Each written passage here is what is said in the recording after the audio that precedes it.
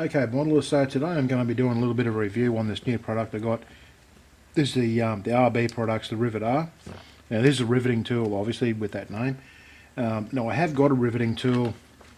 This guy here, I don't want to give the name, you probably know by looking at it what it is, but it's a popular brand.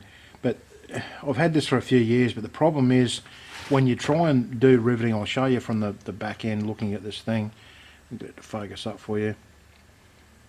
Okay, now if you're trying to do a rivet line, you're looking down over the top here, you can't actually see exactly where that blade is. You're looking at the gap in between and try and keep it straight, and it's a real pain to try and get it exactly where you want it. You sort of got to look down, squint your eyes, and sort of roll along and try and get your rivets on there. It's a real pain to use.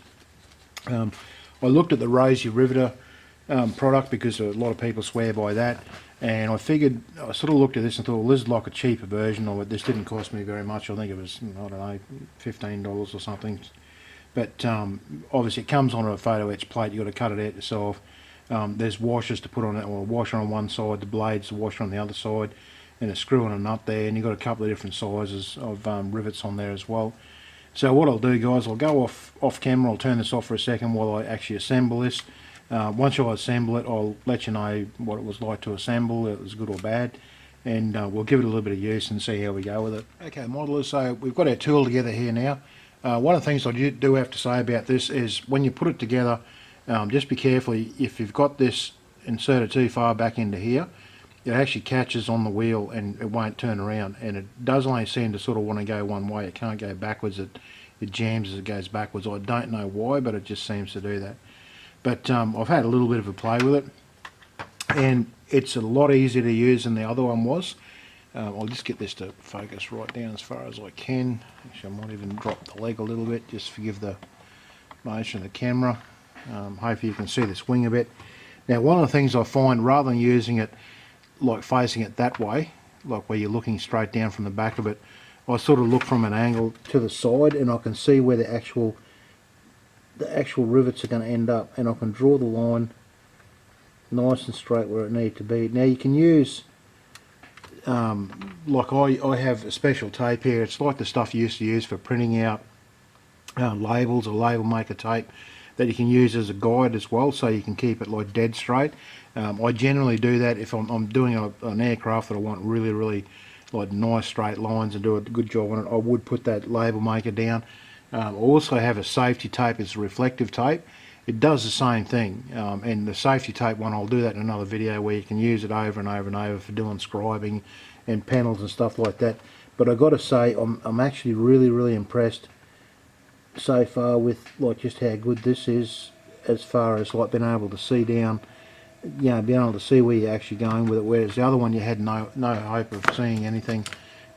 If you see that one there, the blade sticks out right at the bottom here, and you can look side on, and even side on you can see you can't see where that blade is, so it's sort of like guesswork where the rivets are going to come out.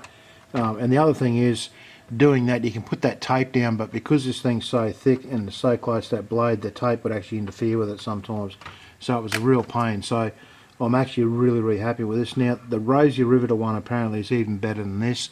I haven't tried those because they are very expensive and they're a one-off item. Like every rivet size you have to buy a different riveting tool. So hopefully this is just going to see me through for what I want to do with it. So I'll try and do one nice and close to the line here, like so, and I can sort of guide it around where I want. I can go around corners easy enough with it, like so, and nice straight lines like so. So hopefully the video is picking that up, guys. It's a bit hard for me to see whether it is or not on this. Oh, there you go, that's actually a bit better there. Like I say, I can sort of go around, I can twist it around, or I can just push straight forward and do a nice straight line. But yeah, it definitely does the trick. It does what you want it to do. Now whenever you do riveting, guys, make sure, because what's happening here is those little points are pushing into the plastic and squeezing it out, so you're going to have a raised edge. So just a bit of fine sandpaper, and then go through with a stiff brush and clean out the holes, the rivet holes that you've made, just to make sure that you don't cover them up. But if you don't go over and sand it, when you paint it, you'll see they're actually raised around the edges because it squeezed the plastic out. But I've got to say, I'm actually really impressed with what it is and you know, it does exactly what I wanted it to do. I'm just going to have a quick little play here, guys, and see if I can get it to go just without tape or anything, get it to sort of go exactly where I want. It's a bit hard because I've got, with the light, it's just throwing a bit of shadow, so it's a bit hard for me to see. But as you can see there, maybe I'm not sure if you can or not, you can see there where I've done on that panel there, just over that lines. So yeah, definitely does the job, guys. I definitely recommend, if you've got one of these ones here that aren't that great, or you're having trouble, if I know people do individual holes with drills and stuff like that, definitely recommend this. Very cheap option, and it definitely does the job. Just take your time, and like I say, put down a bit of tape to guide you if you're a bit scared to do it. You know, like just by hand, which I would be, so I'd definitely be putting tape down. But yeah, I'm going to continue playing with this until I get the feel for it.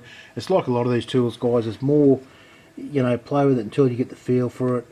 I know a lot of tools where it can be a real pain when you first use it, but you get used to using it after a while, and you know, things work out a little bit better. The thing I like, because I can see where the points are, I can actually finish a line halfway through and then get the spike to go into one of them holes, and I know it's going to line up, and then continue on from another direction. But anyway, guys, as usual, if you haven't sub below. Any comments on riveting or anything like that, or whether you liked the video or disliked it, put them in the comments below. I'm always happy to answer comments where I can. But thanks for watching the video, guys, and I'll see you in the next one.